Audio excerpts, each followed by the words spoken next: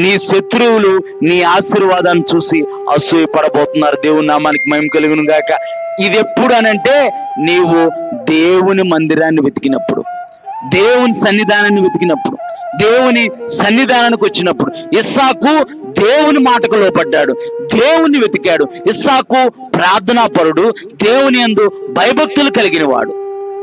ఇక్కడ నయోమి మోయాబు దేశానికి వెళ్ళి జీవితాన్ని పాడు చేసుకుంది.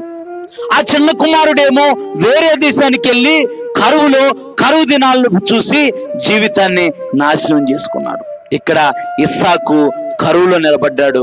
నీ సమస్య ఏదైనా, నీ పరిస్థితి ఏదైనా సరే దేవుని మందిరంలో నిలబడు. అంటే దేవుణ్ణి వెతకటం ప్రారంభించు, దేవుని సన్నిధిలో ప్రార్థించడం ప్రారంభించు.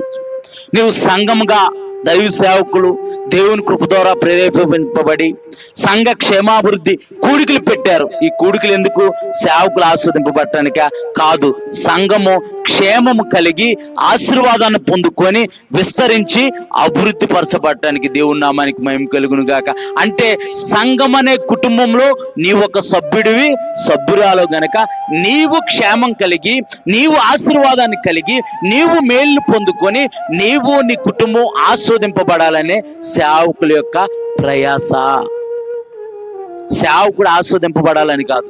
సేవకుడు మంచిగా ఇంటి దగ్గర ఈ నైట్ చల్లగా ఉంది, మంచి పాస్టమ్ గారిని వేడివేడిగా పుకోడి వేయమంటే పుకోడి వేసి పెడితే ఏ థమ్సప్పో లేకపోతే కాఫీయో టీయో తాక్కుంటూ చక్కగా ఉండొచ్చు.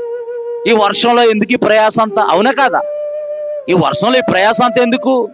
సంఘ క్షేమాభివృద్ధి కూడికలు. అంటే సంఘం అనే కుటుంబము అభివృద్ధి పరచబడాలి.